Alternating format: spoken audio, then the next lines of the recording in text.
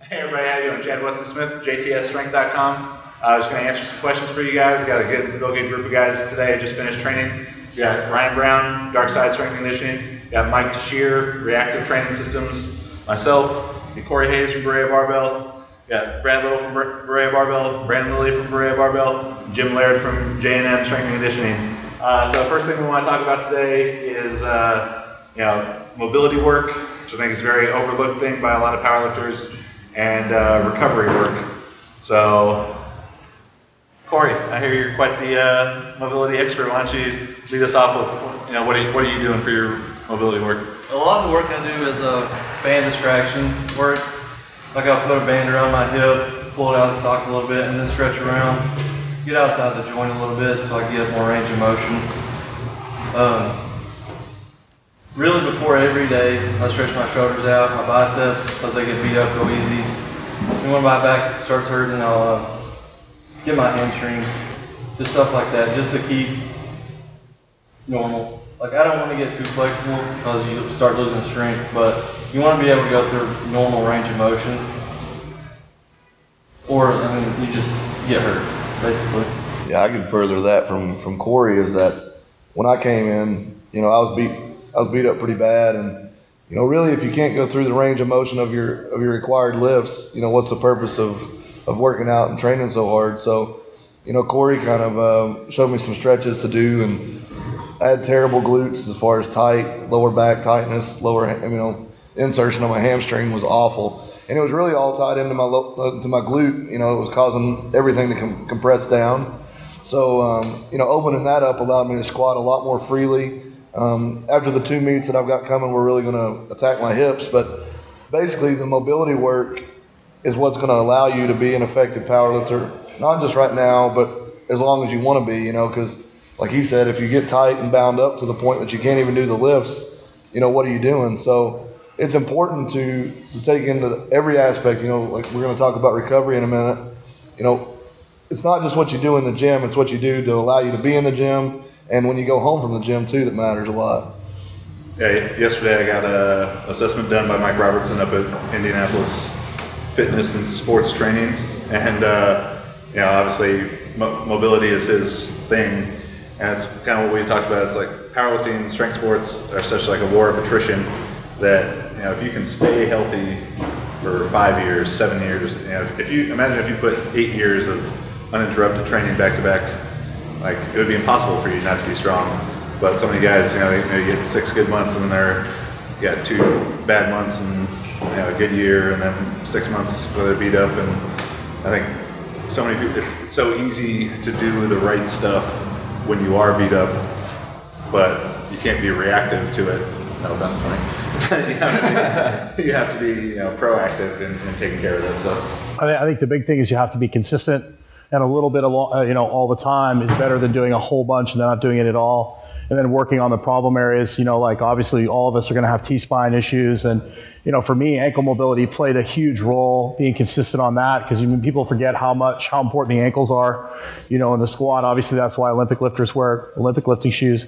But I think the biggest thing for me, I've got to work with Mike and Bill, I've been in a couple car wrecks over the last 3 years, is getting that middle stable and learning how to activate diaphragmatic breathing, so to speak. I wrote an article for Rob Wolf's site about the diaphragm and how important it is. And if that middle isn't centered and learning how to activate that core, your other extremities aren't going to operate properly.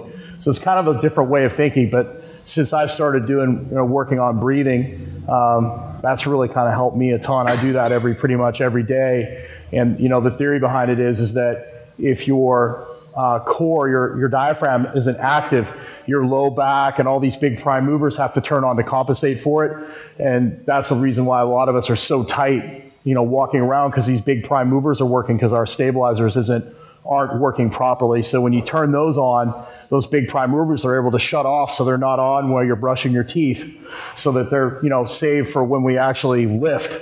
And so doing some of that diaphragmatic breathing every day helps get that core activated. So when we're walking around, we're not walking around with our spinal erectors turned on. And I was like that for years until I just started doing 5-10 minutes of breathing every day. And that's really helped me a ton.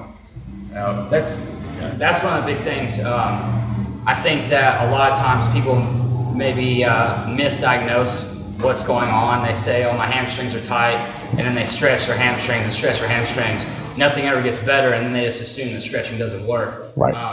You know, and not just trying to assess yourself like saying, oh, I can't touch my toes, but find out what you're doing wrong in all of your movements. I know one big thing about like the gym that I have here, obviously we've got a whole bunch of different stuff going on. And so I find it a lot simpler to find people's mobility problems just watching them move around and watch each joint and see what's wrong. You know, there's no difference in the way that your ankle works when you're walking, as when you're squatting, as when you're snatching, when you're deadlifting. Like there's a way that your ankle works, and if it's wrong, then it's wrong. And you know, like Kelly always says, mobilize at the point of restriction. So if I watch you squat, then it's pretty easy to use the squat as an assessment. If your knee's caving in, then all right, let's find what's wrong with that. Why is it doing that? You know, if your chest is constantly caving, I know that, you know, a lot of people will say, well, you need to build your upper back, build your upper back. Yes, I think you probably do need to build your upper back, but you probably need to work your T-spine extension as well. And learn how to... I think, exactly, I think that it's very important to treat mobility as not just, oh, I need to stretch and stretch. You know, you need to consider the fact that a lot of it is breathing patterns. So allowing yourself to be in the correct position to achieve full range of motion. And then also, you know, look for weaknesses as well, because a lot of times people will feel the strain on this side and feel the strain on this side, and they want to stretch it, they want to roll it, they're in it for the cross ball, the stick, grinding out the barbell, whatever, and they never really address the other side as to why maybe this side keeps straining and it just never gets better. So I think on that note as well, people don't realize that if you're stiff in your hamstrings, that's where you're getting your stability from. And I deal out with a lot with high school kids. All of a sudden we stretch their hamstrings, and all of a sudden we took away all the stability, the only stability they had, and all of a sudden they blow their knee out. So figuring out, you know, just because it's tight doesn't mean it needs to be stretched. You might need to become stable more in your middle, because you're, you know, all of a sudden your low back and your hamstrings are doing the work that your middle should be doing. So that's a big part of it as well. Yeah, I think to that point too, that people get caught up in, you know, something being tight, where, you know, that tightness is what's creating, you know, you're talking about creating stability, it's also creating strength.